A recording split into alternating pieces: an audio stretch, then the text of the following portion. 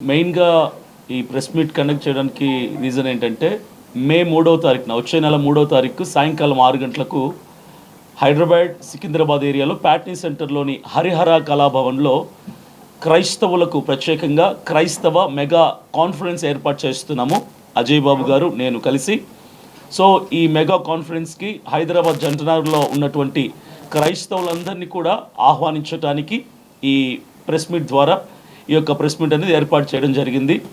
ఈ ప్రెస్ మీట్‌కి ఈ కాన్ఫరెన్స్‌కి Christian mega కాన్ఫరెన్స్‌కి ముఖ్య అతిథులుగా అభినయ్ దర్శన్ అనే నేను, పాస్టర్ అజయ్ బాబు గారు, ఎక్స్ ఎంపీ హర్ష కుమార్ గారు, వికేఆర్ గారు, అలాగే సువార్త గాయకులు ఏఆర్ స్టీవెన్సన్ గారు పాల్గొనబోతున్నారు. ఇంకా ఇతరేతర పాస్టర్స్ కూడా ఇన్వాల్వ్ అవ్వబోతున్నారు.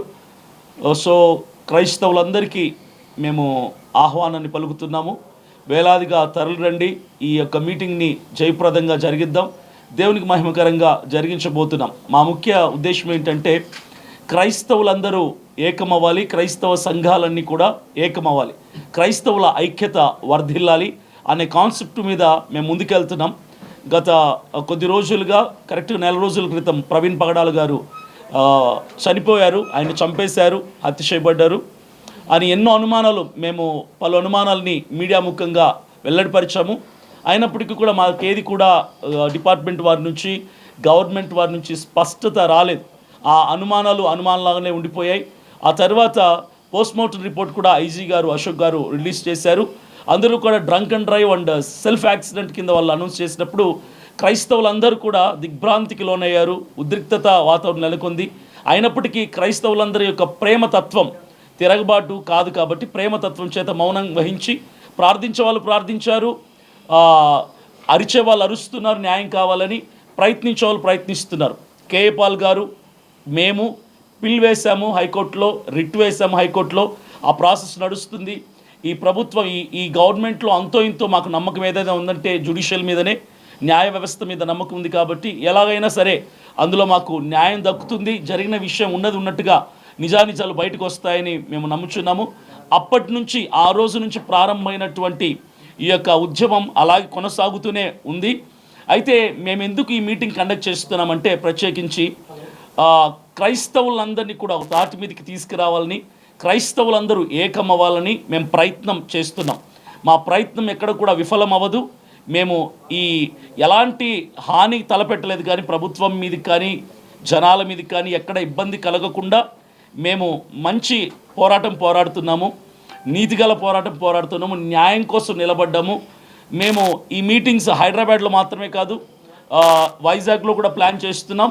ఇలా ఒక్క చోట, రెండు చోట్ల మాత్రమే కాదు, 2 తెలుగు రాష్ట్రాల్లో, తెలంగాణ అండ్ ఆంధ్రప్రదేశ్ 2 రాష్ట్రాల్లో కూడా ప్రతి కాన్స్టిట్యుయెన్సీలో కూడా ఇలాంటి మీటింగ్స్ ఏర్పాటు చేస్తూ, క్రిస్టియన్ మెగా కాన్ఫరెన్స్లు ఏర్పాటు చేస్తూ క్రైస్తవులందరినీ ఒక తాటికి మీద తీసుకురాబోతున్నాము. క్రైస్తవుల ఓట్లన్నిటినీ కూడా మేము ఏకం చేయాలనేటువంటి ప్రయత్నం చేస్తున్నాం తప్ప దీనివల్ల ఎలాంటి హాని కానీ ఎలాంటి ఇబ్బంది కానీ కలుగు చేయాలనే ఉద్దేశం మాది కాదు. కొంతమంది మాట్లాడుతున్నారు, అంటే మీరు క్రైస్తవులను రెచ్చగొడుతున్నారా, హైందవుల మీదకి ముస్లింల మీదకి రెచ్చగొడుతున్నారా? సమస్య లేదు. హైందవులు కానీ ముస్లింలు కానీ అందరూ మా సహోదరులే. వాళ్ళ మీద ఎప్పటికీ కూడా మాకు ప్రేమే ఉంటుంది. మేము ఏకం అవటానికి, ఎందుకంటే గతంలో నుంచి చరిత్ర మనం చూసుకుంటే కూడా క్రైస్తవుల మీద, పాస్టర్ల మీద ఎన్నో దాడులు, ఎన్నో కుట్రలు, ఎన్నో హింసలు జరుగుతూనే ఉన్నాయి. కాబట్టి అలాంటి పరిస్థితుల నుంచి మమ్మల్ని మేము కాపాడుకోవటానికి, మమ్మల్ని మేము ప్రొటెక్ట్ చేసుకోవటానికి మాత్రమే క్రైస్తవులందరూ మా తాటి మీదకి తీసుకురావటానికే ఈ మీటింగ్స్ అన్నింటినీ కూడా ఏర్పాటు చేయడం జరుగుతుంది. సుమారు నెల రోజుల క్రితం ప్రవీణ్ గారు రాజమండ్రిలో అనుమానాస్పద స్థితిలో మరణించినటువంటి విషయం మీ అందరికీ తెలుసు. సంఘటన జరిగిన తర్వాత క్రైస్తవ సమాజం అంతా కూడా, మాలో సహజంగా డినామినేషన్స్ ఉంటాయి, సిఎస్ఐ వాళ్ళని, లూథరన్ వాళ్ళని, ఆర్సిఎం వాళ్ళని, పెంతకోస్తు వాళ్ళని, కల్వర్ టెంపుల్ అని, కల్వరి ప్రత్యక్షత అని అనేక రకాల సంఘాలు ఉంటాయి. మాలో రకరకాల డినామినేషన్స్ ఉంటాయి. ఈ డినామినేషన్స్ అన్నిటినీ పక్కన పెట్టి ప్రతి క్రైస్తవుడు కూడా ఒక విషయం తెలుసుకోవాలనుకున్నాడు. ప్రవీణ్ పగడాల గారు యాక్సిడెంట్లో చనిపోయారా, ఎవరైనా ఆ మనిషిని చంపి దాన్ని యాక్సిడెంట్గా చిత్రీకరిస్తున్నారా అన్న విషయం గురించి 30 రోజుల పాటు పెద్ద ఎత్తున ఆందోళన జరిగిన విషయం మీకు తెలుసు. ఇంత పెద్ద ఆందోళనలో ఎక్కడా ఒక బస్సు తగలబడలా, ఎక్కడా ఒక లారీ మీద రాయి విసిరలా, ఏ రోడ్డు మీద కూడా ఒక టైరు కాల్లా, ఏ ప్రభుత్వ సంస్థ కానీ ఏ ప్రభుత్వ కార్యాలయానికి కానీ నిప్పు పెట్టలా, కనీసం ఒక రాయి కూడా విసరలా. మా కష్టాన్ని, మా దుఃఖాన్ని, మా బాధని చెప్పుకున్నామే తప్ప ఎవరి మీద ఏ విధమైనటువంటి దాడులకు మేము ప్రయత్నించలా. 30 రోజుల పాటు క్రైస్తవులందరూ ఒకవైపు, రాజకీయ పార్టీలన్నీ మరొక వైపు నిలవబడి చూసుకున్న పరిస్థితిని మేము తట్టుకోలేకపోతా ఉన్నాం. చనిపోయినటువంటి ఆ స్థలంలో ఇంకెవరూ ఉండకూడదని నేను మనస్ఫూర్తిగా కోరుకుంటున్నాను. ఎవరికి కూడా ఆ కష్టం రాకూడదు, ఏ కుటుంబం కూడా ఆ కుటుంబ యజమాని కోల్పోకూడదు. కానీ అక్కడ ఒక్కసారి ఆలోచించండి, వేరే మతానికి సంబంధించిన ఏ నాయకుడు చనిపోయి ఉన్నా, వేరే మతాలకు సంబంధించిన ఏ పీఠాధిపతి కావచ్చు, మఠాధిపతి కావచ్చు, మౌలానా గారు కావచ్చు, అలాంటి పరిస్థితుల్లోనే చనిపోయి ఉంటే రాష్ట్రంలో పరిస్థితులు ఎలా ఉండేయో మీ ఊహకే నేను వాటిని వదిలిపెడతా ఉన్నా. ఇంత జరిగితే ఆంధ్ర రాష్ట్రంలో కొంతంటే కొంత సానుభూతి కూడా దొరక్కపోగా ప్రవీణ్ పగడాల గారి కుటుంబానికి గొప్ప సేవకుడిని మేము పోగొట్టుకున్నామన్న దుఃఖంలో మేము ఉన్నప్పుడు ఆయన ఒక త్రాగుబోతులాగా చిత్రీకరించింది ఆంధ్ర ప్రభుత్వం. చాలా స్పష్టంగా మహాసేన మీడియా అయితే 24 గంటలు అదే పని చేసింది, మీకు తెలుసు. నేను కొన్ని విషయాలు మీ దృష్టికి తీసుకొని వస్తాను. మాట్లాడొచ్చు కదా, కేసులు అయితే ఏం పెట్టరు కదా. ఏమో మాట్లాడితే ప్రశ్నిస్తే కేసు పెడతాం అంటున్నారు కదా, మళ్ళీ ఏమన్నా కేసులు పెడతారేమోనని మీడియా ముందు మాట్లాడుతున్నాను. దయచేసి బిట్ కట్ చేసి వేయకండి, ఏదైనా ఉంటే పూర్తిగా చూపించండి. ఎందుకంటే నాకు కొంచెం పోలీసులు అంటే భయం. మొన్నే అరెస్ట్ చేసి తీసుకుని వెళ్ళి నెత్తి మీద ఉన్న జుట్టంతా తీసేశారు. ఇది ఎదగడానికే చాలా టైం పట్టింది.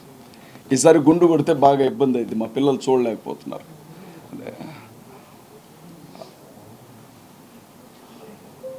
ప్రవీణ్ పగడాల గారు చనిపోయిన తర్వాత ఎస్పీ గారు ఒక ప్రెస్ మీట్ పెట్టారు, మీకు జ్ఞాపకం ఉండి ఉంటుంది.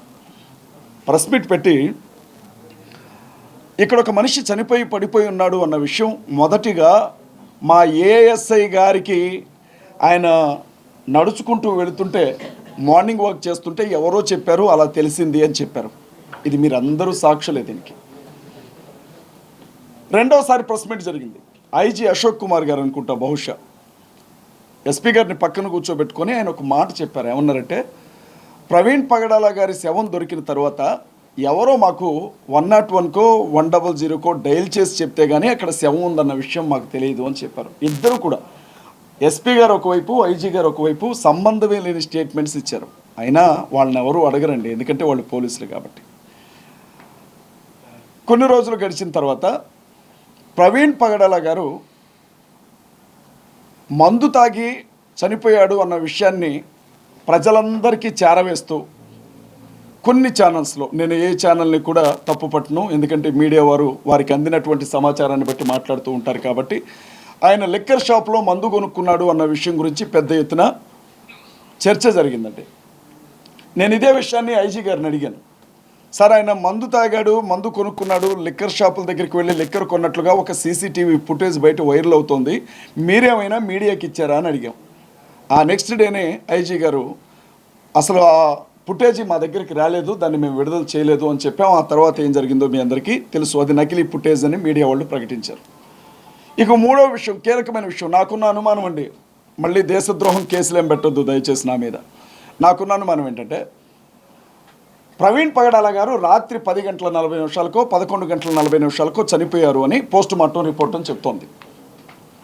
ఆ మనిషి రాత్రి 11:40 చనిపోతే ఉదయం 9 గంటల సమయంలో ఆయన ఫోన్ తీసుకొని ఆ ఫోన్ని ఆయన చేతి వేలు ద్వారా అన్లాక్ చేశారు అని చెప్పారు. అంటే డాక్టర్లు ఏమంటున్నారు అని అంటే, ఒక మనిషి చనిపోయిన తర్వాత అతని డెడ్ బాడీ రక్త ప్రసరణ ఉండదు కాబట్టి ఫోన్ లాక్ని తీయడం అనేది సాధ్యమయ్యే పని కాదు అని కొంతమంది డాక్టర్లు చెప్పారు. నేనేం పండితుడిని కాదు, డాక్టర్ని కాదు, నా అనుమానం మాత్రమే. మళ్ళీ చెప్తున్నాను, దీన్ని సాగ్గా చూపించి నన్ను అభినయన అరెస్ట్ చేయొద్దు. ఐజీ గారు ఏమన్నారు అని అంటే, ప్రవీణ్ పగడాల గారి వేలిముద్రను ఉపయోగించి ఫోన్ని అన్లాక్ చేసామని చెప్పారు. ఇది సాధ్యమయ్యే పనేనా? ఇది సాధ్యమేనా నేను అడుగుతూ ఉన్నా ఒక న్యాయవాదిగా. మనిషి చనిపోయిన 11 గంటల తర్వాత ఆ వ్యక్తి చేతి వ్రేలితో అతని ఫోన్ని అన్లాక్ చేసి కాల్ చేసామన్నారు. ఇది ఎంతవరకు నమ్మొచ్చు? ఇక పోస్టుమార్టం రిపోర్టు మీడియాకు కూడా ఇవ్వలేదండి. పోలీస్ డిపార్ట్మెంట్ వాళ్ళ ఫ్యామిలీకి మాత్రమే ఇచ్చారు, మీకు తెలుసు ఆ విషయం. కానీ మాజీ ఎంపీ హర్ష్ కుమార్ గారు పోస్టుమార్టం రిపోర్ట్ని బయటికి తీసుకొని వచ్చారు. వచ్చిన తర్వాత అందులో మనం గమనించినప్పుడు అసలు ఆయన కడుపులో ఆ ప్రేగుల్లో మందు తాగినట్లు వాసనే లేదు అని చెప్పారు.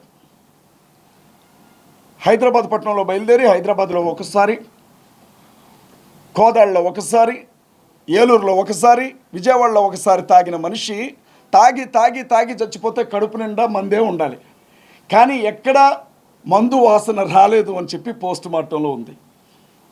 మన ఆయన త్రాగి డ్రంక్ అండ్ డ్రైవ్లో చనిపోయారు అని ఐజీ గారు చెప్పారు. మరి అంత పెద్ద ఆయన చెప్పినప్పుడు నమ్మాలి కాబట్టి యాక్సిడెంట్లోనే చనిపోయారని నేను కూడా అనుకుంటున్నాను. కొన్ని అనుమానాలు అయితే అలాగే మిగిలిపోయి ఉన్నాయి. ఇంత పెద్ద ఎపిసోడ్లో ఇదంతా మీకెందుకు జ్ఞాపకం చేస్తున్నాను అని అంటే, ఇంత పెద్ద ఎపిసోడ్లో బంగ్లాదేశ్లో ఎక్కడో దాడులు జరిగాయి అని చెప్పి మాట్లాడిన పవన్ కళ్యాణ్ గారు, ఆంధ్ర రాష్ట్ర ఉప ముఖ్యమంత్రి పవన్ కళ్యాణ్ గారు బంగ్లాదేశ్లో హిందువుల మీద దాడులు జరుగుతున్నాయి, ఒక్కడిని కూడా వదిలిపెట్టం వాళ్ళని అనుకుంటూ మాట్లాడారు. మంచిది, మేము కూడా ఆ రోజు ఖండించాం. మన దేశ ప్రజల మీద ఏ దేశంలో కూడా దాడులు జరగడానికి వీలు లేదు అన్నది మా స్టాండ్ కూడా.